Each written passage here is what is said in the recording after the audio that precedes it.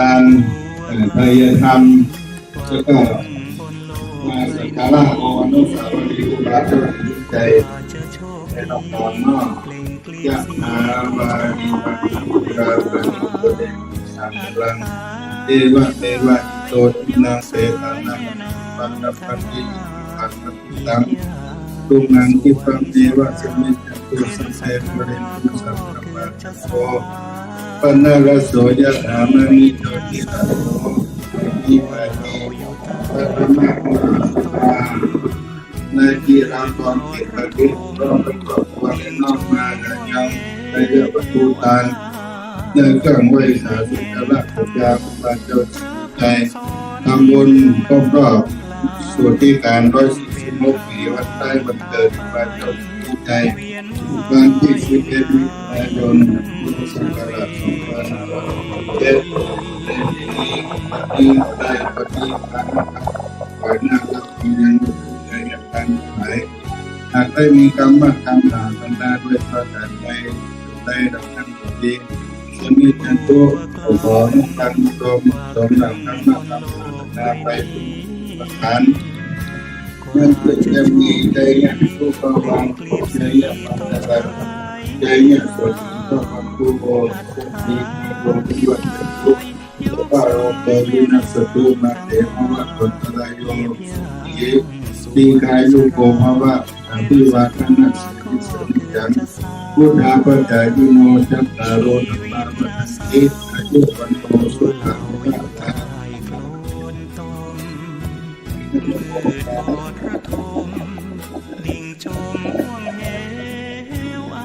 ได้ร่วมบุญขอบารมีแห่งพระเจ้าจิตใจปกปักรักษาทุกท่านครอบครัวคุณโยมกีฬากรเกตประดิษฐ์ทุกท่านในโรงเรียนเป็นสุขกันเนิ่นพระเจ้ารักษาในวันพรุ่งนี้ก็จะมีพิธีทำบุญครบรอบวันคล้ายวันเกิดพระเจ้าสุวิจัยพิธีทำบุญตักบาตรมุทิตาลำลึกครบรอบวันคล้ายวันเกิดชาติการสุติการ146 ปีพระเจ้าสุวิจัยรับคุณแห่งล้านนาไทยวันอังคารที่11 มิถุนายนพุทธศักราช2567เดือน9เหนือออก5ค่ำหน้าพวงอนุสาวรีย์พระเจ้าสุวิจัยวัดศรีโสดาพระอารามหลวงที่2ตำบลสุเทพอำเภอเมืองจังหวัดเชียงใหม่ประธานฝ่ายสงฆ์พระเดชพระคุณพระธรรมเสนาบดีรองเจ้าคณะภาค7เจ้าวาดวัดพระธาตุเจ้าดอยสุเทพประธานฝ่ายฆราวาสนายสิทธิศักดิ์อภิกุลใจสุดนายเมืองเชียงใหม่วันอังคารที่11 มิถุนายนพุทธศักราช2567เดินเข้าเหนือออก5ค่ำเวลา 6:09 นาทีศรัทธาประชาชนพร้อมกันหน้าพวงอนุสาวรีย์พระเจ้าสุวิจัยเวลา 6:19 นาทีถวายเครื่องสักการะครูบาเจ้าสุวิจัยนำโดยท่านนายอำเภอสิทธิศักดิ์อภิกุลใจสุดนายอำเภอเมืองเชียงใหม่กล่าวไหว้สาสักการะครูบาเจ้าสุวิจัยและพิธีโยมเข้าใส่บาตรเวลา 6:29 นาทีตักบาตรพระภิกษุสามเณร219 รูปวัดศรีโสดาพระอารามหลวงได้โปรดเมตตารับอาหารบิณฑบาตรอบอนุสาวรีย์ครูบาเจ้าสุวิจัยเวลา 7:29 นาทีพิธีเจริญพุทธมนต์สมโภชองค์อนุสาวรีย์ครูบาเจ้าสุวิจัยโดยคณะสงฆ์ตำบลสุเทพได้อาราธนาพระเถรานุเถระเจ้าวาดในตำบลสุเทพลูกวัดได้โปรดเมตตามาเจริญพระพุทธมนต์ท่านนายอำเภอสิทธิศักดิ์อภิกุลใจสุดนายอำเภอเมืองเชียงใหม่เป็นประธานชุด ธูปเทียนบูชาพระรัตนตรัยไหว้พระสมาทานศีลพระเดชพระคุณพระธรรมเสนาบดีรองเจ้าคณะพระเกศเจ้าอาวาสพระประธานเจ้าคณะเทศ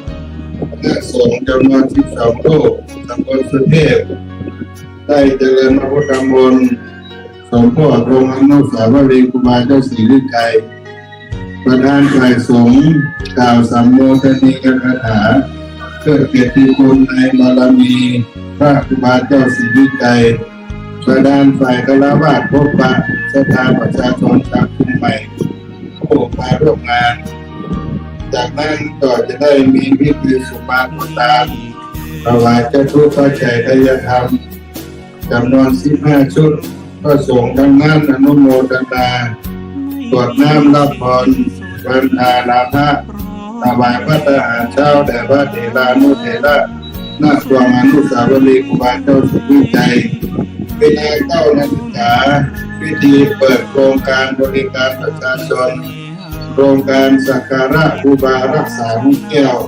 ประจำปีพุทธศักราช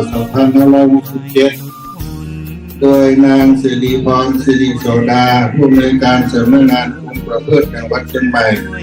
นำสมาชิกอาสาสมัครคุมประพฤติจังหวัดเชียงใหม่จำนวน80 คนบริการสังคมตลอดถึงกวางอนุสาวรีย์ครูบาเจ้าศรีวิชัยทางขึ้นดอยสุเทพน้ำตกห้วยแก้วในโครงการสักการะครูบารักษาน้ำตกห้วยแก้วประจำปี2567คณะสงฆ์วัดศรีโสดาคณะสภาประชาชนกองทุนน้อมรำลึกครูบาเจ้าศรีวิชัยเจ้าภาพจัดงานถวายมุทิตารำลึกครูบาเจ้าศรีวิชัยในนามคณะสงฆ์วัดศรีโสดาพระอารามหลวงโดยเมตตาธรรมพระเดชพระคุณพระธรรมธิราชโกศลครูเจ้าวาดวัดศรีโสดาพระอารามหลวงคณะสงฆ์สภาก็ขออนุโมทนากับพุทธศาสนิกชนทุกท่านได้เป็นเจ้าภาพร่วมบุญด้วยกันมาทุกปีวันนี้ก็มีเจ้าภาพผู้ประสงค์ได้เป็นเจ้าภาพโรงทานอาหารน้ำดื่มครูบาเจ้าศรีวิชัยในวันครบรอบบรรสุทธิการ146 ปีชาติการครบรอบวันคล้ายวันเกิดครูบาเจ้าศรีวิชัยเวียนมาครบรอบในวันอังคารที่11 มิถุนายนพุทธศักราช2567ในวันพรุ่งนี้คุณโยมชนกอุมาพรวรรณสอน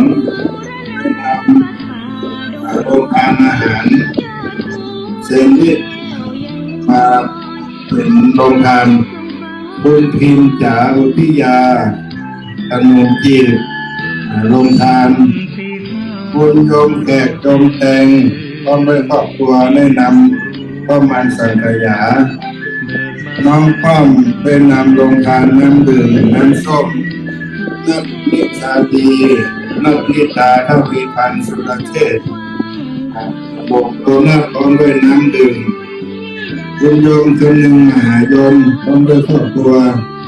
นำลูกชิ้นลวกโยมของโยมเดือนได้นำลาบหมูคั่วมาเป็นโรงทานโยมสมควรใส่วงศาน้ำตาไอ้กุ้งก้นปานน้ำดื่มและชาเย็นนมเย็นแม่วิเพ็งแอบน้องพร้อมด้วยครอบครัวนำขนมถ้วยมาเป็นโรงทานคุณโยมอานิสาอาคารอดพร้อมด้วยครอบครัวนำขนมหวานมาเป็นโรงทานคุณแม่น้องรักอุสามเรือนนำกับพ่อป๋ามาเป็นโรงทานนางสาวนากัญญาขวัญใจแสนงอกและมีอาทิตย์เป็นโรงทานทองศรีได้เป็นเจ้าภาพน้ำดื่มน้ำส้มสุพิษหุยบุญเปงน้ำขนมจีบ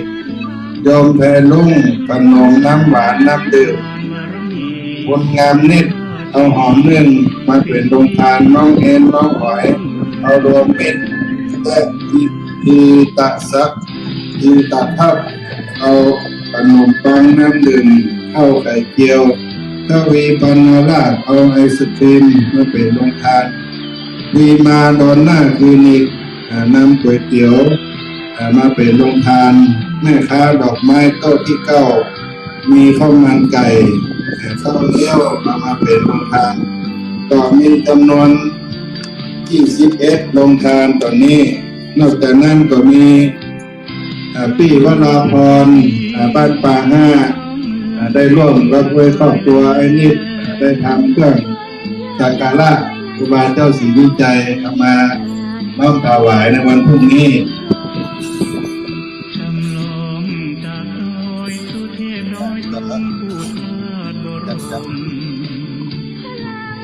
ไหนครับบัดนี้มีคุณสิงห์พระนาศักดิ์ข้าหชนเนาะคุณสิงห์พระนาศักดิ์ข้าหชนและนางสาวสุภาพกัญญาแสงวณิชเด็กหญิงที่ชายาแสงวณิชในครอบครัวได้น้อมนำมาซึ่งไตรธรรมมาร่วมทำบุญได้ถวายทานถึงแก่ครูบาเจ้าศรีวิจัยได้อาบน้ำรับพรเนิ่นยะถาวาลีวาหาปุราปริปุเรนสาคลังเอวะเมวะอิโตตินังเปตังตัมปะติยะชิตังบัติตังตุมหังคิปะเมวะสมิจโตสัพเพปุเรนตุสังกปาจังโกปมาลโสยะหามหิโตติลโสภวะสปิติโยวิวัจจันตุสัพพะโลกโควินัสสตุมาเตภวันตุนทรโยสุขีติกายุโกภวะอภิวาทนาสิริสนิจังพุทธาปัจจายิโนยัตตาโลธรรมาวตันติอายุปันโนสุขังปะลาโมทนาเนอคุณครูบารักษาได้ร่มเย็นเป็นสุขวันพรุ่งนี้เจ้าถ้ามีโอกาสมาร่วมใส่บาตรด้วยกันตั้งแต่เวลา6 โมงเป็นต้นไปเนอะนำข้าวสารอาหารแห้งมาใส่บาตรที่ของครูบาเจ้าศรีวิชัยที่นี่เนาะพระองค์เจ้าเป็นต้นไปเนอะตักบาตรพระสงฆ์219 รูปแต่มาเน้นรวมกันจากวัดศรีสุดาเนาะสาธุเนอญาติโยมได้ร่วมบุญที่กำลังถวายสักการะไหว้สาองค์อนุสาวรีย์ครูบาเจ้าก็เชิญนั่งพักผ่อนในประลามกับเต็นท์ได้มีน้ำดื่มโรงทานเอาไว้ต้อนรับญาติโยมด้านหน้ามีน้ำเย็นๆก็มีเจ้าภาพมาถวายน้ำดื่มกันตลอดบางท่านก็นำมา20 แพ็ค30 แพ็ค50 แพ็คก็เอามาใส่ที่ถังน้ำแข็งด้านหน้าญาติโยมไปสัญจรไปมาก็หยิบดื่มได้แต่ว่าก็มีคุณแม่นวลดลสุขกิจบ้านหนองจอมสันทรายเพื่อนก็มาร่วมเป็นเจ้าภาพน้ำดื่มเอามาตามครูบาเจ้าศรีวิจัยก็ขออนุโมทนาท่านใดมาถึงก็รับน้ำดื่มเย็นๆไปได้ที่ด้านหน้าซึ่งได้นำเอามาต้อนรับพ่อแม่พี่น้องศรัทธาญาติโยมทุกท่านทุกคนที่เดินทางมาไหว้บูชาบารมีบาเจ้าศรีวิจัยด้วยที่สถานที่แห่งนี้ก็เป็นประวัติศาสตร์ทั้งเมื่อ89 ปีที่ผ่านมาท่านเจ้าครูบาศรีวิจัยตนบุญแห่งล้านนาไทยท่านได้รับอาราธนามาเป็นประธานนั่งนับในการสร้างการเคลื่อนไหวสุเทพในวันที่9 พฤศจิกายน ศักราช 2477 เป็นวันปฐมจอดแรกในการสร้างการขึ้นรอยสุเทพเพราะฉะนั้นท่านสาธุชนทั้งหลายเราได้การลงอนุสาวรีย์ครูบาเจ้าก็เป็นการ รำลึกนึกถึงคุณงามความดีของพระเจ้าที่ได้สร้างเอาไว้นะครับพุทธศาสนิกชนทั้งหลายได้เดินทางสัญจรไปมาโดยที่สะดวกสบายในสมัยก่อนนั้นก็เดินทางด้วยทางเท้าอันไปตามป่าตามดอยก็จะถึงพระพุทธเจ้าดอยสุเทพบางครั้งก็ต้องได้เวลาแรมคืนแรมวันต้องเอาเข้าป่าอาหารทิพย์ไปด้วยไปถึงพระพุทธเจ้าดอยสุเทพก็ลำบากพอสมควรแต่ปัจจุบันนี้เส้นทางการสัญจรซึ่งวัดพระธาตุเจ้าดอยสุเทพก็สะดวกสบายด้วยเมตตาบารมีของครูบาเจ้าศรีวิชัยได้สร้างทางเส้นนี้หลังจากที่ได้มาถึงเลิกสร้างทางวันที่9 พฤศจิกายน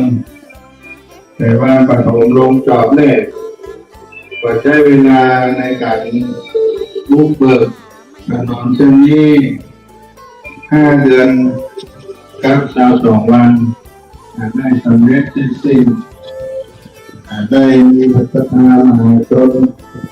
มาร่วมกันนับพันนับหมื่นเฉลี่ยแล้วตั้งแต่วันเริ่มงานถึงวันเสร็จงานได้เป็นแสนกว่าคนใช้เวลา5 เดือนครับ22 วันเราจะนั่งมาชนที่ศรัทธาในพระธาตุเจ้าดอยสุเทพได้มาร่วมบุญบารมีครับท่านเจ้าครูบาศรีวิชัยก็ได้ว่าเป็นมหาปางยิ่งใหญ่ในยุคนั้นแต่ละวันคนต่อมากันเพิ่มขึ้นจากการแบ่งการคุดทั้งละวา2 วา3 วาก็แบ่งปันกันคนละเล็กละน้อยทำกันมากหลายคนก็เกิดความสำเร็จเสร็จสิ้นด้วยพลังบุญพลังศรัทธาของพระธรรมชนทั้งหลายที่ได้มาร่วมใจกันโดยครูบาเจ้าศรีวิชัยนั้นเป็นที่ตั้งที่เกิดในการสร้างคุณงามความดียกนอบารมีครูบาเจ้าเอาไว้เป็นที่ตั้งที่เกิดรำลึกถึงว่าพระบรมธาตุเจ้าดอยสุเทพนั้นเป็นหัวใจของนครเชียงใหม่เปรียบเสมือนองค์สมเด็จพระสัมมาสัมพุทธเจ้าองค์ได้ประทับอยู่ก็พระธาตุนั้นก็ได้บรรจุส่วนเป็นอธิธาตุหรือว่าเป็นส่วนหนึ่งในพุทธวรากายขององค์สมเด็จพระสัมมาสัมพุทธเจ้าที่อยู่ที่ใดกับพระพุทธองค์ได้ประทับอยู่ที่นั่นเราท่านทั้งหลายก็ได้ไปกราบไหว้พระธาตุเจ้าดอยสุเทพโดยสะดวกสบายจนถึงทุกวันนี้ก็ด้วยบุญญาบารมีแห่งการรวมพลังของมหาชนที่ถูกได้นำไปกันก็มาช่วยการสร้างการได้สำเร็จเสร็จสิ้นก็ได้เฉลิมฉลองตกแต่งกล้วยหลวง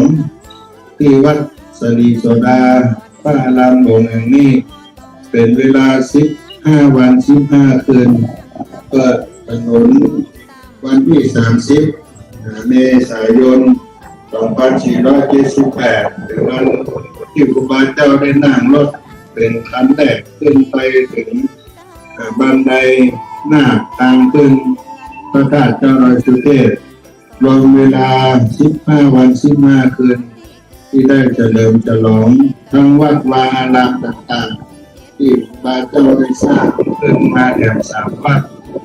มัสโสดาบันสุตารานาคาในเส้นทางมาคาแห่งนี้เอาวัดพระธาตุเจ้าดอยสุเทพเป็นอรหันตาในมาคาธรรมแห่งพระอริยบุคคลทั้งสี่กับพวกโสดาสกิทาคานาคาอรหันตาเป็นทางธรรมที่พระเจ้าได้สร้างไว้เป็น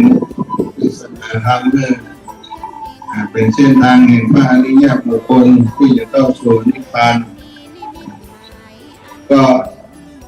เป็นสิ่งที่เราท่านทั้งหลายได้มาระลึกนึกถึงพระเจ้าบายสุขใจวันนี้อากาศก็เริ่มเย็นลงมาบางครั้งก็มีฟ้าฝนโปรยปลายลงมาเป็นช่วงเป็นระยะที่ผู้ช่วยพระปัตตาถิ่นดอยอ้อยจ้างวัดสรีโสดาพระอารามหลวงแห่งนี้ก็มีพระภิกษุสามเณรอยู่จำพรรษาและได้ศึกษาเราเรียนในโครงการพระธรรมจาริกเป็นระยะเวลามาตั้งแต่ปี 2513 เป็นต้นมาจนถึงปัจจุบันนี้ทุกเช้าก็จะเดินออกรับบิณฑบาตศรัทธามาจนทั้งหลายก็ได้มาใส่บาตรกันทุกเช้าตั้งแต่วัดศรีโสดาครูบาเจ้าศรีวิจัยอนุสาวรีย์นี้ไปถึงหน้ามหาวิทยาลัยเชียงใหม่พระภิกษุสามเณรวัดศรีโสดาบอกเมตตากับญาติโ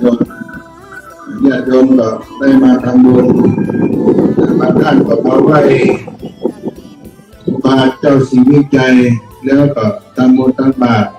บางท่านก็ใส่บาตรแล้วก็ขึ้นมาไหว้ครูบาเจ้ามาอธิษฐานความเป็นสิริมงคลในตอนเจ้าได้รำลึกเป็นการทำบุญนิพพานถนนเส้นนี้เป็นสายบุญสายวัฒนธรรมของพุทธศาสนิกชนทั้งหลาย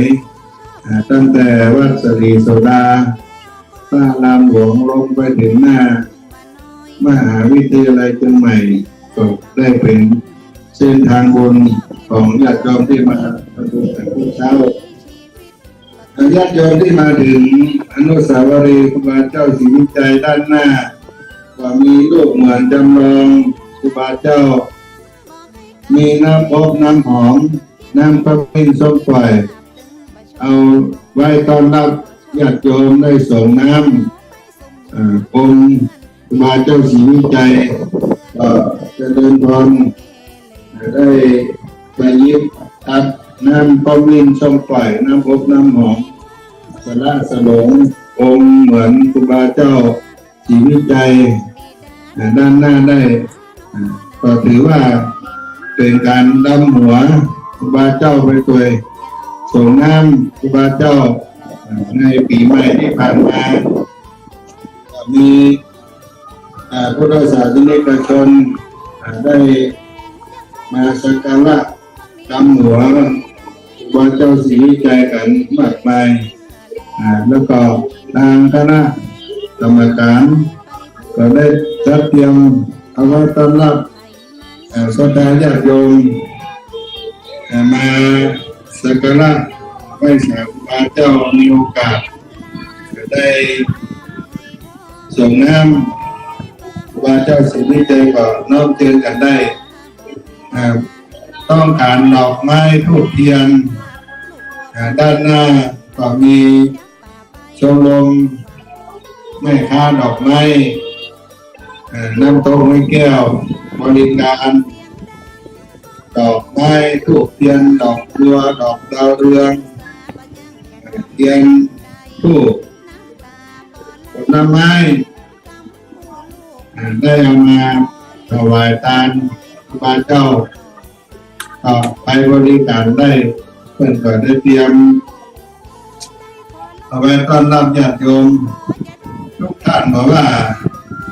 คนภาคเหนือคนภาคกลางภาคใต้ภาคอีสานตลอดถึงต่างบ้านต่างเมืองต่างประเทศ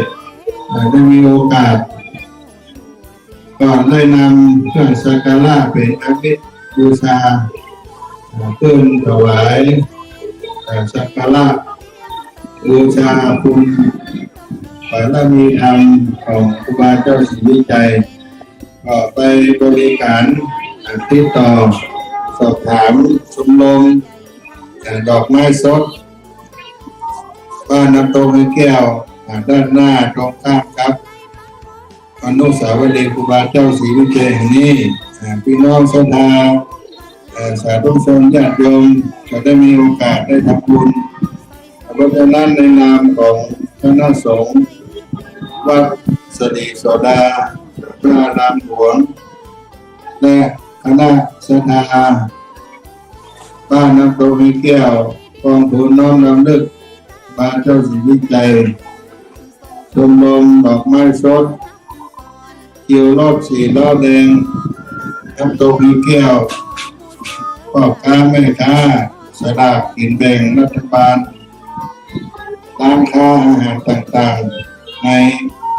ความอนุสาวรีย์นี้ก็ได้ร่วมเป็นเจ้าภาพพร้อมด้วยครับพุทธศาสนิกชนทั้งหลายถือว่าเรานั้นเป็นลูกศิษย์ในครูบาเจ้าศรีวิจัยด้วยกันนั้นได้เป็นพลังสามัคคีที่ได้รวมแรงรวมใจการได้น้อมถวายเป็นทานต่อครูบาเจ้าศรีวิจัยเพราะฉะนั้นวันนี้ก็เป็นวันเตรียมสถานที่นำโดยคณะกรรมการ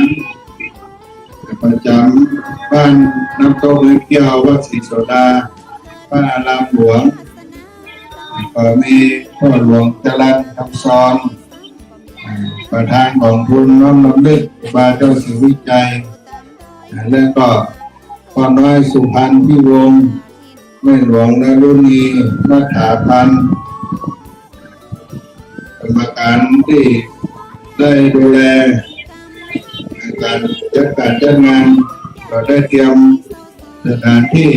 ได้ต้อนรับพุทธศาสนิกชนทุกท่านที่ได้เดินทางมาด้วยความไมตรีจิตที่ดีงามตอนนี้ท่านใดจะดื่มน้ำเย็นๆก็ไปหยิบเอาที่โรงทานน้ำดื่มด้านหน้าเอาแช่น้ำแข็งน้ำเย็นเอาไว้ต้อนรับพี่น้องศรัทธาสาธุชนทั้งหลายวันพรุ่งนี้ก็จะมีเหรียญครูบาเจ้าศรีวิจัยมีผ้ายันบารมี30 ตัดบารมี9 จันเหรียญครูบาเจ้าได้แจกกับพุทธศาสนิกชนที่เดินทางมาร่วมทำบุญในวันพรุ่งนี้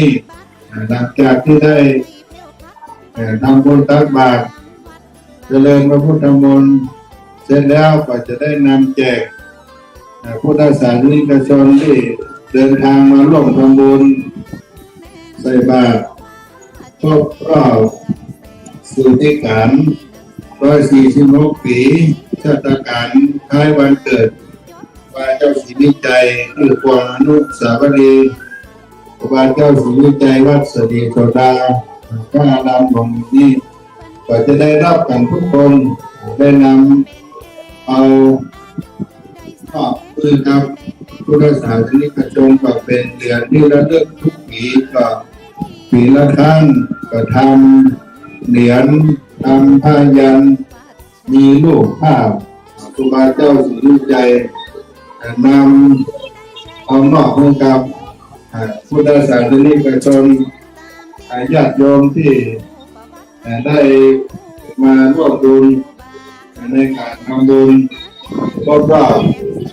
เทศกาลวันคล้ายวันเกิดครูบาเจ้าศรีวิจัยเพราะฉะนั้นพุทธศาสนิกชนทั้งหลายที่มีโอกาสได้สดับรับฟังใน สถานีวิทยุเพื่อได้เป็น104.50เมกะเฮิรตซ์วัดฝ่ายหินท่านอาจารย์ครูสมุทรวิศวะพลกิจโจเจ้าอาวาสวัดฝ่ายหินผู้ในการสถานีวิทยุเพื่อ104.50เมกะเฮิรตซ์หลังมหาวิทยาลัยเชียงใหม่เพื่อนก็เอาเวลามาถวายให้ครูบาเจ้าศรีวิจัยเมื่อจะมาภาพได้มาประชาสัมพันธ์บอกบุญในการจัดงานในภาคบ่ายวันนี้โดยและวันพรุ่งนี้เวลาตีสี่เพื่อจะเดินทางนำรถบริการถ่ายทอดสดของคณะสงฆ์วัดฝ่ายหินสถานีวิทยุเครื่อง104.50มาทำการถ่ายทอดสดทีวีออนไลน์ไลฟ์สดวัดฝ่ายหินทีวีออนไลน์เพื่อโอกาสกับพุทธศาสนิกชนที่สามารถได้เดินทางมาร่วมบุญได้ขอได้กอยได้หันในพิธีทำบุญที่ควงอนุสาวรีย์ครูบาเจ้าศรีวิจัยเป็นการน้อมรำลึกโดยคณะสงฆ์วัดสรีโสดาในเมตตาธรรมพระเดชพระคุณหลวงปู่พระธรรมวชิรกุศลเป็นต้นเป็นประธานคณะพระภิกษุสามเณรจะได้โปรดเมตตาลงมารับอาหารบิณฑบาตเป็นเจ้าภาพร่วมกันกับศรัทธาพระศรีโสดาพระอารามหลวงกองทุนน้อมรำลึกบาเจ้าศรีวิจัยหมู่บ้านน้ำตกนึกแก้วแห่งนี้ญาติโยมที่มีโอกาสได้มาร่วมก็จะหันในการถ่ายทอดสดซึ่งเป็นการบูชาบาเจ้าศรีวิจัยโดยถวายเวลาในสถานีวิทยุเป็นการสุจาคุณที่คนทั้งหลายได้อนุโมทนาสาธุในของบุญทุกปีก็จะจัดในวันครบรอบวันคล้ายวันเกิดในวันที่11มิถุนายนของทุกปีและวันปฐมจับแรก9 พฤศจิกายนทุกปีรำลึกถึงการสร้างทางขึ้นดอยสุเทพในช่วงป่าเวณีปีใหม่เมืองสงกรานต์ล้านนาก็มีป่าเวณีส่งน้ำลงอนุสาวรีย์ครูบาเจ้าศรีวิจัยดำหัวปีใหม่ครูบาเจ้าศรีวิจัยและก็ได้รับน้ำสงฆ์พระราชทานจากสมเด็จพระเทพพระราชนราชสุดาสยามบรมราชกุมารีสมเด็จพระนิธิาธิราชเจ้าได้ถวายน้ำสงฆ์มาทุกปีจะเป็นวันเดือนประสูติของพระองค์ท่านโดยในเดือนเมษายนเพราะฉะนั้นสถานที่อนุสาวรีย์แห่งนี้ก็จัดว่าเป็นห่วงบุญที่พุทธศาสนิกชนทั้งหลายได้มีโอกาสมาลำลึกนึกถึงคุณงามความดีบารมีธรรมของครูบาเจ้าศรีวิจัยผลบุญล้านนาไทยสถานที่แห่งนี้ก็เป็นสถานที่ประวัติศาสตร์ที่ได้กล่าวในเบื้องต้นว่าเป็นจุดปฐมลงจอบแรกในการสร้างทางขึ้นดอยสุเทพได้สร้างวัดสรีโสดาพระอารามหลวงที่ขึ้น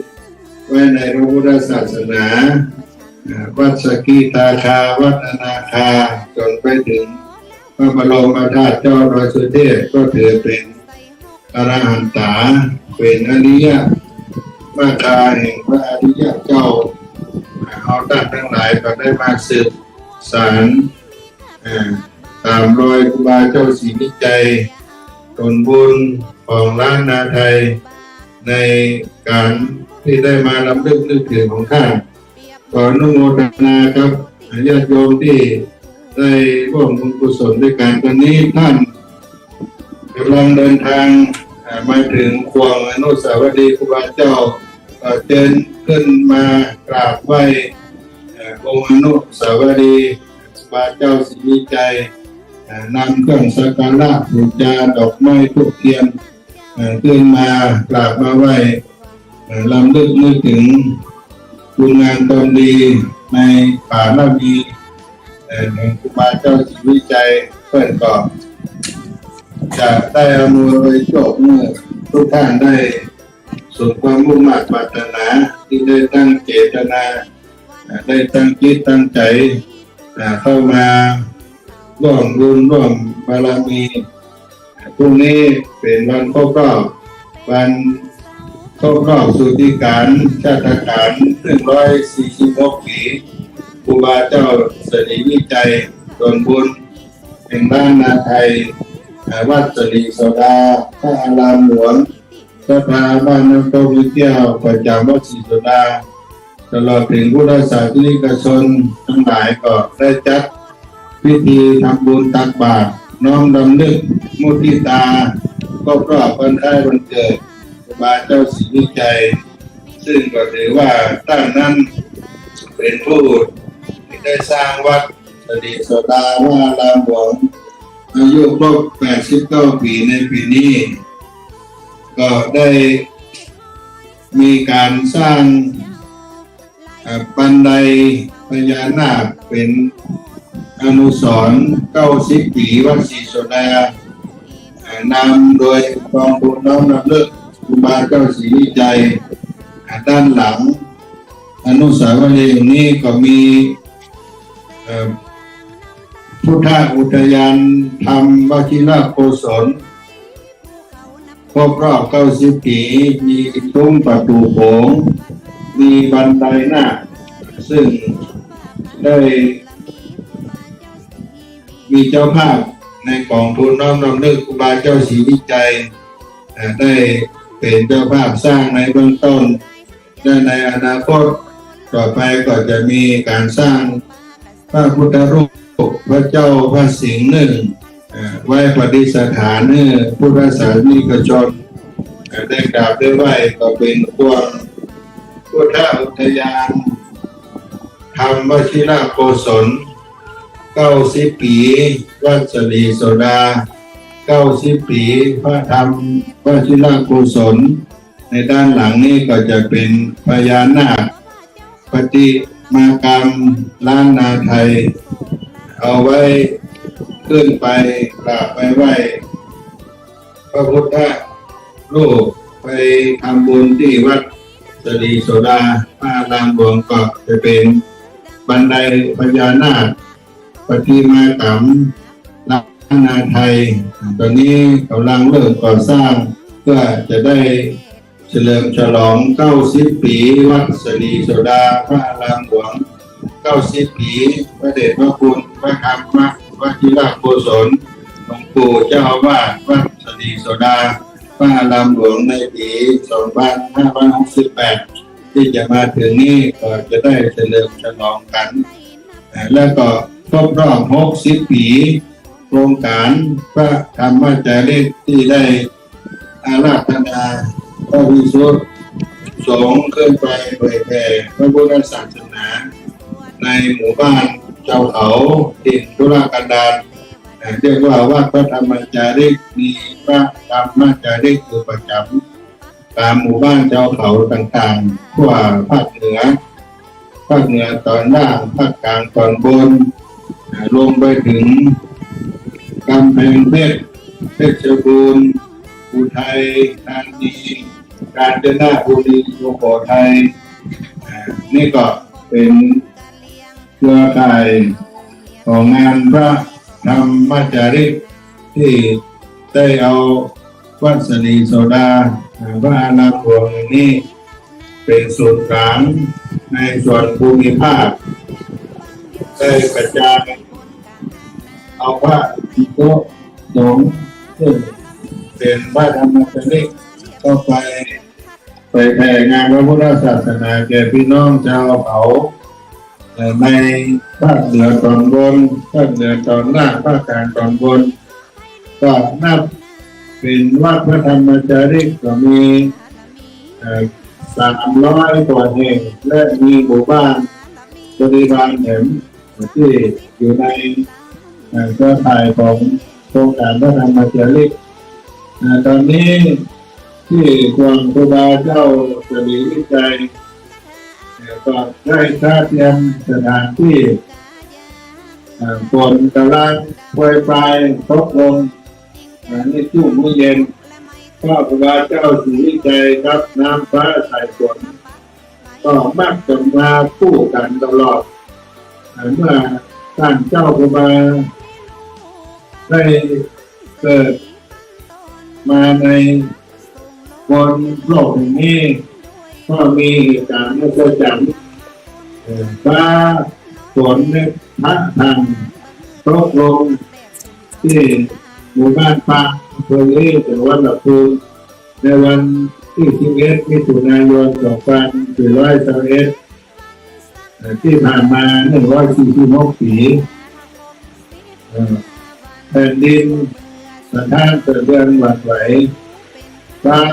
ร้องคำรามฝนตกลงนี่ก็เป็นปรากฏเหตุการณ์ธรรมชาติที่เป็นหน้าประจักษ์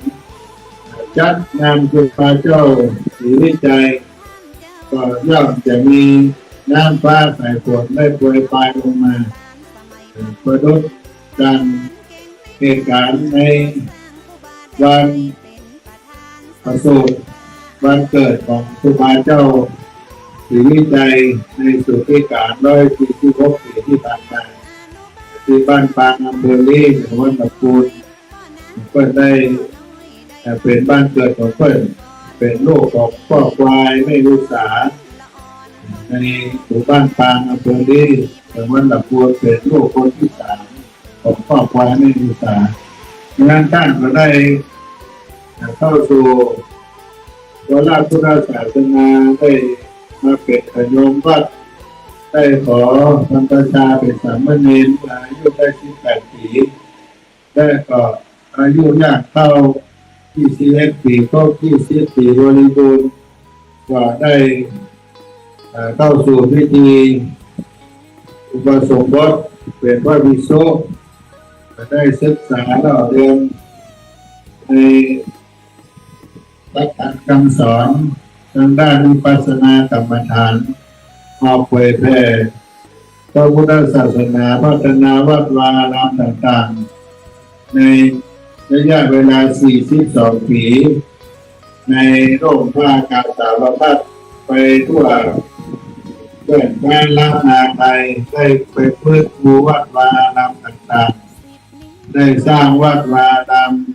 ไว้ในพระพุทธศาสนาตลอดถึงเส้นทางขึ้นดอยสุเทพสร้างสะพานเหล่านี้ก็เป็นสาธารณประโยชน์ที่เกิดขึ้นในแผ่นดินล้านนาที่เป็นผลงานของครูบาเจ้าวิจัยที่มหาชนทั้งหลายได้ยกยอเมื่อสร้างว่าเป็นตนบุญแผ่นดินล้านนาไทยเป็นเจ้าศีลธรรมผู้มีศีลมีธรรมปฏิบัติดีปฏิบัติชอบได้เป็นว่ามหาเถระที่นั่งอยู่ในดวงใจของผู้รักษาศาสนิกชนมาตลอดกาลก็นับได้ว่าเรามีใครได้เทียมเท่าในแผ่นดินล้านนาเหมือนกับครูบาเจ้าศรีวิจัยผู้เป็นเนื้อนาบุญอันประเสริฐของแผ่นดินล้านนาของชาวพุทธที่ได้เคารพนับถือในตัวครูบาเจ้าศรีวิจัยทุกท่านมาพักผ่อนในปรามผ่านเต็นท์นั่นั่งด้านในก็ได้มีโปรงได้โผล่ต้อนรับท่านจะนั่งเก้าอี้ก็ได้อันนี้ฝนฟ้ากำลังโปรยปลายลงมาเมื่อมาจุ่มมาเย็นก็ช่วงนี้ผ่านมานั้นเป็นบรรยากาศที่ร้อนอบอ้าวเรามีความชุ่มเย็นขึ้นมาด้วยน้ำฟ้าสายฝนโปรยปลายกันลงมาวันนี้เป็นวัน จัดแต่งจัดดาสถานที่เอาไว้ต้อนรับพุทธศาสนิกชนสาธุชนที่จะได้มาร่วมงานก็ขอย้ำกำหนดการอีกครั้งว่าพิธีในการที่เราจะทำบุญในวันพรุ่งนี้พิธีทำบุญตักบาตรพุทธิตาเราเลิกครบรอบวันคล้ายวันเกิดเทศกาลสุติการ146 ปีครูบาเจ้าศรีวิจัยนักบุญแห่งล้านนาไทยวันอังคารที่11 มิถุนายน พุทธศักราช 2567 เดินเข้าเหนือออกข้างหน้าพวงอนุสาวรีย์ครูบาเจ้าศรีวิจัย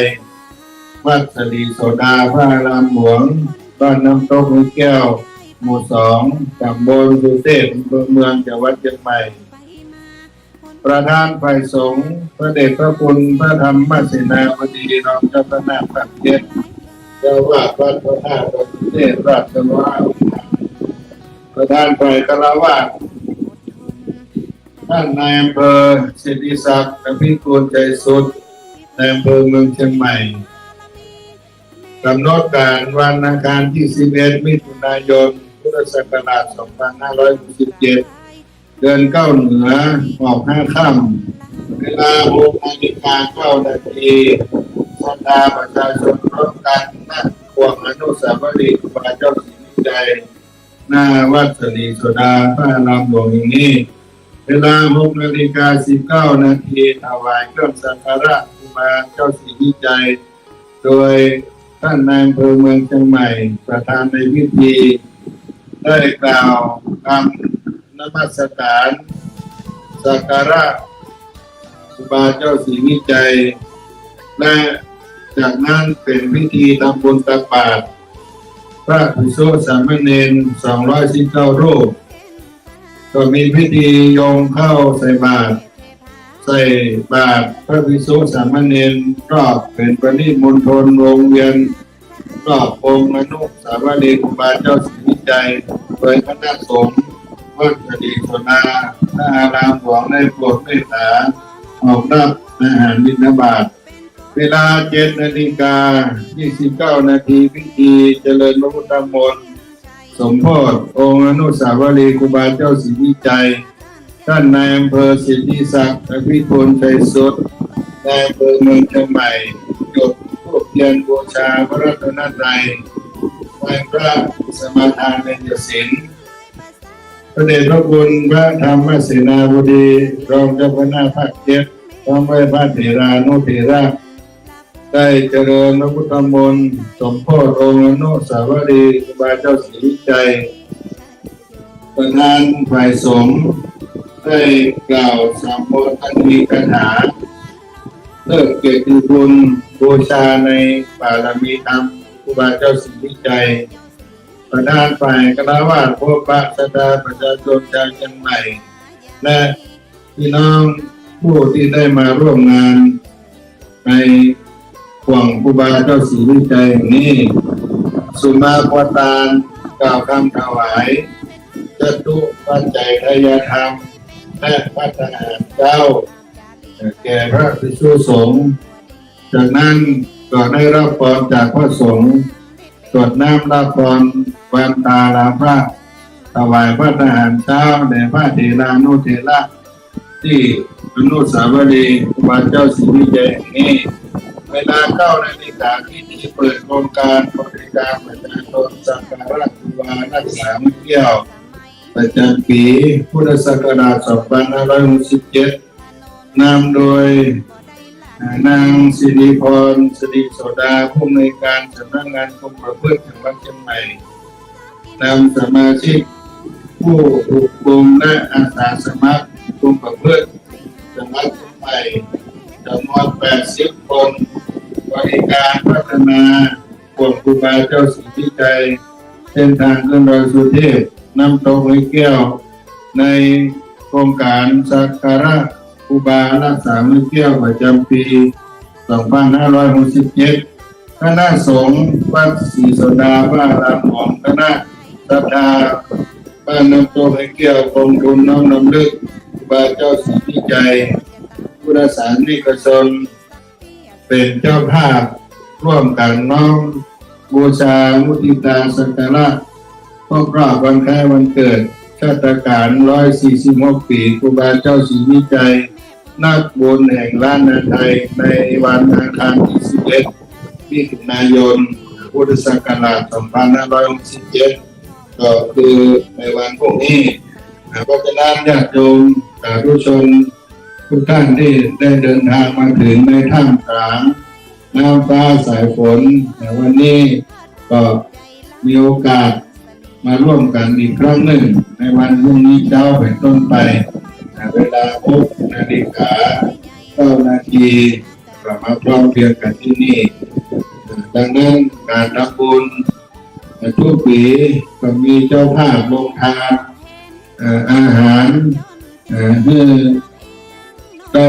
บูชาการแก่ครูบาเจ้าศรีวิจัยและก็เอาโรงทานนี้ต้อนรับพุทธศาสนิกชนที่เดินทางมาร่วมทำบุญครบรอบวันคล้ายวันเกิดสุทธิการ146 ปีเทศกาลวันคล้ายวันเกิดครูบาเจ้าศรีวิจัยวันที่11 มิถุนายนของทุกปีมีเจ้าภาพญาติโยมนำโรงทานต่างๆนานามาร่วมมาถวายในวันนี้ก็มีจำนวน21 โรงทานท่านใดจะมาเพิ่มเติมก็ติดต่อสอบถามได้ที่คณะกรรมการได้อยู่ในพระรามฝั่งเต้นของนี่มีพ่อหลวงจรัญคำสอนเป็นประธานของทุนน้อมรำลึกและคณะกรรมการร่วมจัดงานทุกท่านศรัทธาประจำวัดศรีโสดาพระอารามหลวงก็มีแม่ค้าดอกไม้ก็เข้ามีมาดอนหน้าคลินิกทวีปันนาราชทีตาศักดิ์และน้องแอนน้องหอยโยมงามนิดแพรรุ่งสุพิษดุยบุญเพ็งโยมของศรีและคุณชนกอุมาพรวรรณสอนโยมพิมโยมจ๋าอุทิยาโยมแขกโยมแตงพร้อมด้วยครอบครัวน้องป้อมน้องนัทนิชาดีนัทธิตาทวีพันธ์สุรเชษฐ์คุณกันนึงมหายนพร้อมด้วยครอบครัวเรื่องของน้องเดินสมควรชัยวงศาน้องล่าให้กุ้งก้นปานแม่เว้ยเป็นเกี่ยวละอพร้อมด้วยครอบครัวอาลิสาอาคาโรดพร้อมด้วยครอบครัวแม่น้องรักปู่แสมเรือนแม่นางสาวนาคัญญาหวนใจแสนนอกก็รวมแล้วมี21 โรงทานตอนนี้แล้วก็มีไม่นิดที่วราพรใหญ่ขาวสถาบ้านป่าห้าได้ร่วมทำเครื่องสักการะบูชาครูบาเจ้าศรีวิจัยเป็นต้นว่าพุ่งดอกพุ่งเทียนดอกไม้หมากเป่งหมากสุ่มต้นเพิ่มต้นเทียนแล้วก็ภัตตาหารถวายสักการะก็จะได้นำมาร่วมสมทบรวมไปถึงผลไม้หมากรากไม้ในการสักการะบูชาครูบาเจ้าศรีวิจัยในเจ้าวันพรุ่งนี้แล้วก็มีเจ้าภาพน้ำดื่มโรงทานที่เป็นเจ้าภาพน้ำดื่มก็มีคุณแม่นวลดลสุขกิจบ้านจันทรายหนองจอมได้รับน้ำดื่มมาตามตัวแล้วก็เจ้าภาพหลายท่านที่ได้น้อมถวายเป็นภัตตาหารโรงทานเอามาสมทบเป็นข้าวหม้อแกงหม้อก็ดีก็จะได้นำมาร่วมกินน้ำตาลในตำบลสุเทพนี่ก็ได้อาราธนาเจ้าว่าในตำบลสุเทพทุกวัดวัดละ1 รูปและก็มีทางก็กำนันผู้ใหญ่บ้านเทศบาลตำบลสุเทพพี่น้องหมู่บ้านในตำบลสุเทพก็ได้มาร่วมกันทุกปี ตั้งแต่บ้านแม้วโดยคุยลงมาวัดพระธาตุพันสุเทพสำนักภูพิงลงมาถึงสลีโซดาน้ำตกไม่แก้ววัดฝ่ายหินป่าแดงอุโมงค์โป่งน้อยวัดช่างทองในตำบลสุเทพก็มีสังฆะครูบาอาจารย์ญาติโยมก็ได้มาร่วมกันทุกปี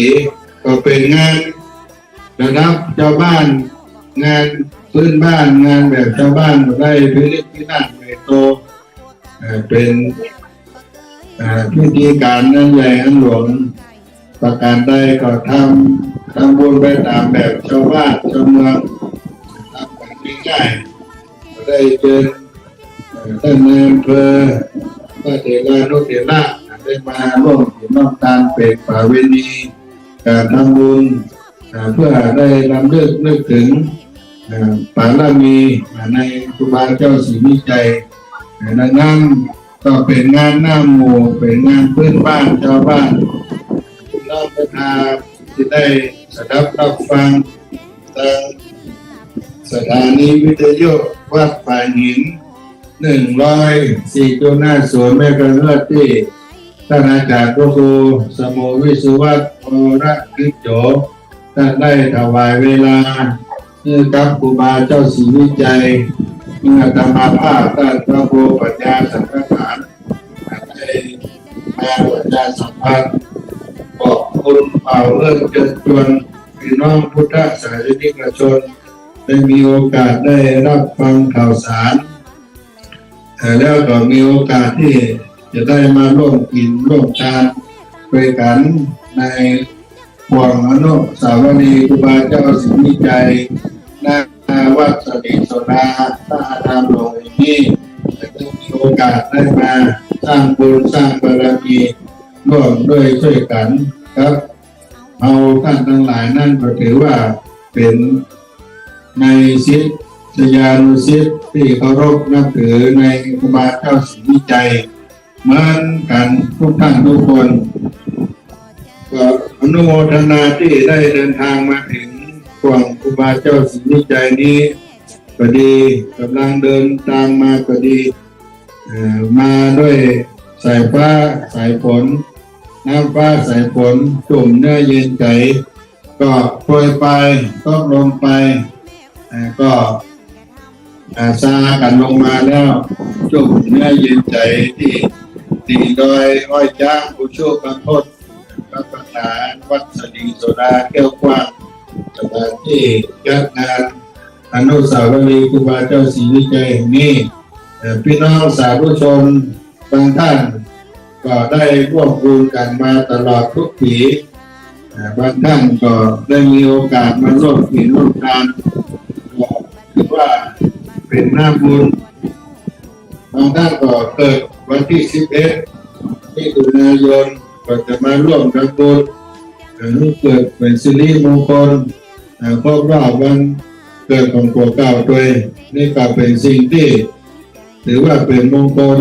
ได้ร่วมบุญกินทานครับท่านเจ้ากุมารศรีวิจัยวัดสลีโซดาพระอารามหลวงก็เป็นวัดที่ครูบาเจ้าได้สถาปนาได้สร้างถวายไว้ในพระพุทธศาสนาปัจจุบันนี้ก็เป็นศูนย์รวมการศึกษาของเจ้าเขาทั่วภาคเหนือมีโรงเรียนที่ได้เปิดการสอนในสามัญปริยัติเรียกว่าโรงเรียนสมเด็จพระพุทธชินวงศ์แล้วก็มีพระธรรมจาริกขึ้นไปเผยแผ่ในหมู่บ้านชาวเขาได้ตั้งเป็นวัดวาอารามวัดพระธรรมจาริกนี่เกิดขึ้นเป็นศูนย์กลางในการรวบรวมเอาเจ้าพุทธเข้ามาเป็นพุทธเป็นทุกสันดอยก็มีพระธรรมจาริกได้ขึ้นไปก็อยู่ในเครือข่ายโครงการของวัดสลีโซดาพระอารามหลวงแห่งนี้ก็เป็นสถานที่ เป็นสาธารณประโยชน์ในหลายๆด้านทุกวันจะมีศรัทธาประชาชนได้มาถวายพระอาหารข้าวพระอาหารเพลแก่พระภิกษุสามเณรถวายข้าวสารถวายของใช้อาหารแห้งครัวเครื่องใช้ครัวในโรงฉันโรงครัวเครื่องปรุงอาหารต่างๆซึ่งมีพ่อครัวแม่ครัวหรือผู้ทำอาหารถวายพระสงฆ์สามเณรทุกเช้าทุกเพลนี่ก็เป็นบุญที่ทุกท่านได้มีโอกาสได้มาอุปถัมภ์ได้มาค้ำมาจูพระภิกษุสามเณรเจ้าเขาที่ได้เดินทางจากบ้านที่กำเนิดมาบรรพชาอุปสมบทในการศึกษาเราเรียนในปีนี้ก็มีโครงการบรรพชาอุปสมบทเป็นปีที่ได้ถวายเป็นพระราชกุศลในพระบาทสมเด็จพระเจ้าอยู่หัวในโอกาสพระราชพิธีมหามงคลหรือพระชนมพรรษาครบรอบ72 พรรษาก็มีบุญบุญลูกหลานฆราวาสพี่น้องเจ้าเขาได้มาสมัครบรรพชาอุปสมบทเราจะเดินทางกันไปที่กรุงเทพมหานครไปประกอบพิธีบรรพชาอุปสมบทที่วัดเบญจมาบพิตรดุสิตวนารามในวันที่ 7 กรกฎาคม พุทธศักราช 2567 ที่จะมาถึงนี้ก็มีคนลูกหลานได้มาอยู่ในวัดศรีโสดาในส่วนหนึ่งอีกส่วนหนึ่งก็จะเป็นฆราวาสที่มาบวชเพื่อถวายเป็นพระราชกุศลร่วมด้วยกันได้มีจำนวน172 รูปในการบวชในปีนี้เพื่อถวายเป็นพระราชกุศลก็จะเดินทางลงไปในวันที่ 4 กรกฎาคมวันที่ 5 วันที่ 6 วันที่ 7 4 วันเดินทางครับมาวัดศรีโสดาถึงวัดศรีโสดาพระอารามหลวงเจ้าวันที่ 8 ก็จะมีการถวายพระทหารพระภิกษุสามเณรนวากะพระใหม่เป็นมื้อแรกของวัดศรีโสดาในวันที่ 8 กรกฎาคมก็จะมีเจ้าภาพญาติโยมคนมาจับจองการเป็นเจ้าภาพถวายพระทหารเป็นมื้อปฐมฤกษ์ของพระใหม่ที่วัดศรีโสดาจากนั้นก็จะมีการถวายเครื่องอัฐบริขารเป็นประเวณีตามเครื่องบริขารแก่พระภิกษุสามเณรใหม่เวลา13 นาฬิกาเป็นต้นไปเพราะฉะนั้นในปีนี้ก็จะได้บรรพชาอุปสมบทเป็นมหามงคลพิเศษครบรอบ72 พรรษาในพระบาทสมเด็จพระเจ้าอยู่หัวในรัชกาลปัจจุบันนี้ก็ร่วมเป็นเจ้าภาพกันตั้งแต่เดือนพฤษภาคมเป็นต้นมาแล้วทางวัดศรีโสดาก็เปิดโอกาสให้ญาติโยมได้มาร่วมเป็นเจ้าภาพในการบวชชาวเขาได้มาร่วมทำบุญกันที่พระอุโบสถแห่งที่ 1ของวัดศรีโสดาพระอารามหลวงเจอนั่งเก้าอี้พระพรได้ตามอัธยาศัยเนิ่นญาติโยมจะเข้ามาทำบุญก็ได้ทางในซึ่งก็มีเก้าอี้มีพรมผูเอาไว้ต้อนรับพุทธศาสนิกชนพุทธบริษัททั้งหลายชุ่มเย็นไปด้วยน้ำฟ้าสายฝนหลังจากที่มาร้อนอบอ้าวมาหลายมื้อหลายวันวันนี้ก็ได้โปรยปลายมีความชุ่มความเย็นด้วยสายฟ้าสายฝนต้อนรับพ่อแม่พี่น้องศรัทธาในภาคค่ำยามบ่ายที่ของอนุสาวรีย์นี้เพราะฉะนั้นในนามของ วัดสรีโสดาว่าลามหลวงพระนาสธาผู้เป็นเจ้าภาพในการจัดงานบ้านน้ำตกในแก้วของทุนน้อมรำลึกบ้านเจ้าศรีวิจัยก็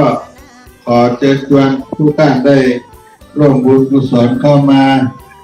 ร่วมกินร่วมทานด้วยกันได้ในตอนนี้ก็มาพักผ่อนอัธยาศัยอิริยาบถผ่อนคลายในพลาผันเป็นที่นี่ได้จะมานั่งด้านในก็ได้ปูพรมเอาไว้ต้อนรับพี่น้องญาติโยมที่ได้เดินทางมาอำนวยความสะดวกมีน้ำดื่มเย็นๆน้ำดื่มน้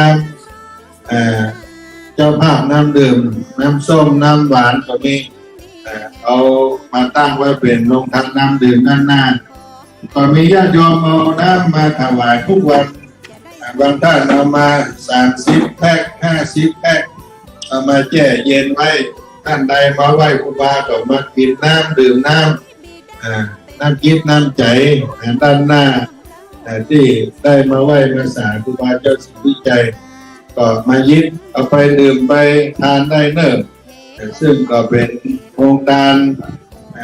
สาธารณะทั่วไปให้พุทธศาสนิกชนได้กินน้ำเย็นๆจะได้ใจจืดใจบานน้ำเป็นน้ำลงทานที่ด้านหน้าน้ำสะอาดบริสุทธิ์เอาไว้ต้อนรับพุทธศาสนิกชนพ่อแม่ศรัทธาญาติโยมทั้งหลายที่เดินทางมาในห่วงอนุสาวรีย์ครูบาเจ้าศรีวิจัยในวันนี้เป็นวัน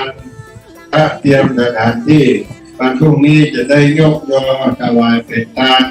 ครบรอบวันชาติการ146 ปีสุทธิการวันเกิดครูบาเจ้าศรีวิจัยผลบุญแห่งราชนาไทยวันที่11 มิถุนายนพุทธศักราช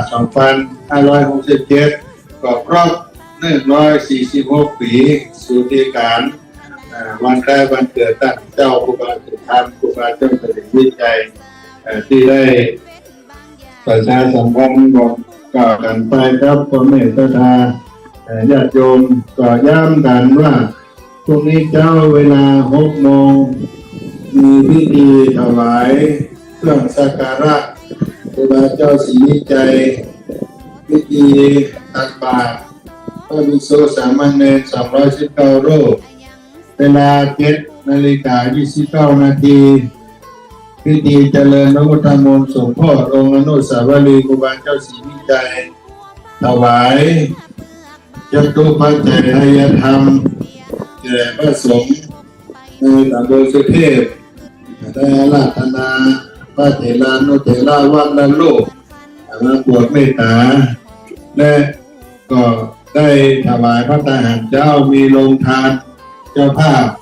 ทั้งหมดปัจจุบันนี้ก็มีจำนวน21 โรงทานท่านใดจะมาเพิ่มมาเติมก็มาติดต่อที่วังอนุสาวรีย์ครูบาเจ้าศรีวิจัยหรือจะติดต่อทางอาตมาภาพนี้ก็ได้ท่านครูปัญญาสังฆการก็ยินดีรับบุญกุศลครับพ่อแม่ศรัทธาสาธุชนที่ได้สดับรับฟังในเวลาพิเศษของสถานีวิทยุวัดป่าหินจากมหาวิทยาลัยเชียงใหม่เริ่มเป็น104.50 เมกะเฮิรตซ์สถานีวิทยุพระพุทธศาสนาของวัดป่าหินในจังหวัดเชียงใหม่แห่งนี้ก็เป็นแม่ข่ายเครือข่ายที่ลิงก์สัญญาณไปทั่วโลกไปนี่ครับบรรดาพี่น้องท่านทั้งหลายได้สดับรับฟังธรรมะได้อยู่ใกล้ธรรมะเหมือนอยู่ใกล้วัดใกล้อารามเหมือนอยู่ใกล้พระสงฆ์องค์เจ้าเพราะธรรมะทั้งหลายก็มีครูบา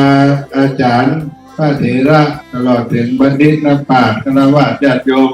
ที่ทรงความรู้ได้ออกแบบ